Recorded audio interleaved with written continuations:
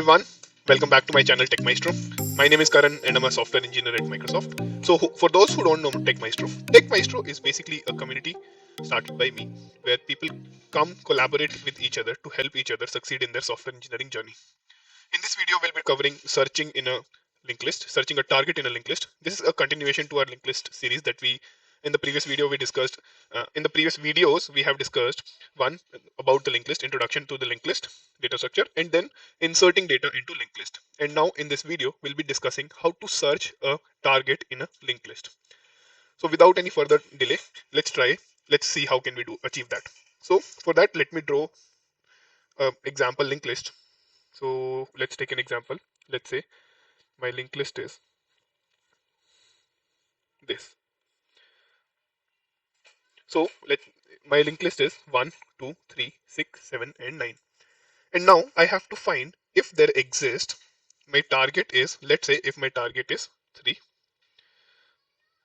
and I have to return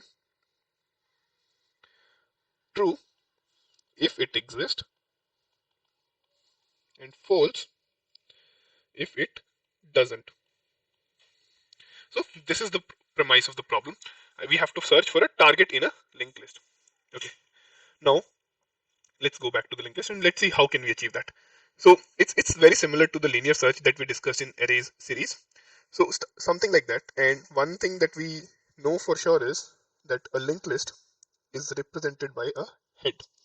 So what we will do is we will assign a pointer ptr to the head, and now we will keep going or will iterate this entire linked list till the last until we find a target or we end the entire list. So these are the only two possibilities. The possibilities are, so what we are doing is iterate over the linked list until one, we find the target, either we will find the target, or two, the list is over. So in this case, what will happen is, in first case, what will happen is we will be returning true in this case and false in the other case, because if we have reached the end, basically it means we did not find the target. So now let's see how can we achieve that in a code. So I'll again use the black marker for coding purpose. So let's say I have to define a function. Let's before that, what I'll do is I'll quickly reiterate on how to define a node in a linked list. So we'll define a class node which will contain a data type val. Val represent the data part of the linked list, and let's say this is an integer type. And the second one it will contain is next, and here next is basically represented by the node itself. Why? Because we have to point to the next node of the linked list. That's why. So now we'll directly jump to the coding part of the searching in the linked list. So this, let's write a public boolean function. Boolean because will be, as the question states, we have to return true or false if whether on the basis of if target exists or not. So search, we have been given a node target, comma int, sorry, not target, node head and int target. So we'll cover all the edge cases in this as well. So what can happen?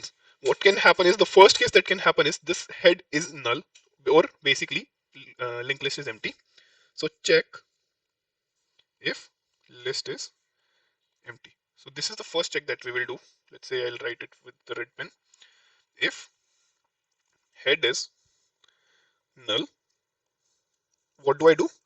I directly return false, because obviously if my list is empty, I will never be finding a particular element or a target. Okay. Now what happens is, if this is not the case, if we reach here,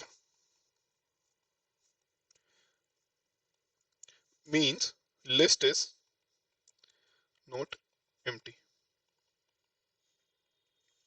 right? So now let's try to write code for when for the case when list is not empty. So what we did earlier was we took a pointer of type node ptr equals head. Why are we taking a new pointer is because we don't want to change the position of the head, right? And especially this is Java and Java is passed by reference. So we don't want to change head.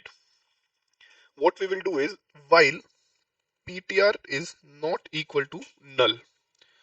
What does PTR, why are we doing this? Because we want to go till the last. And if you saw earlier in the example, this 9 will actually point to null, right? So 9, if this is my tail or the last node always points to the null. So that is why we are doing, if I have reached null, it means I have traversed entire linked list. And now it's time to break the loop. Now going back. So what we will do is if ptr dot val, we saw that we marked val as the data point. If this is my target, I return true here, which it basically means I have figured out the target exists and now it's time to return true. Otherwise, what we do is ptr equals ptr dot next. If this is not the target, I move to the next pointer. We move from the start and we move one by one and we move to the last. This is it.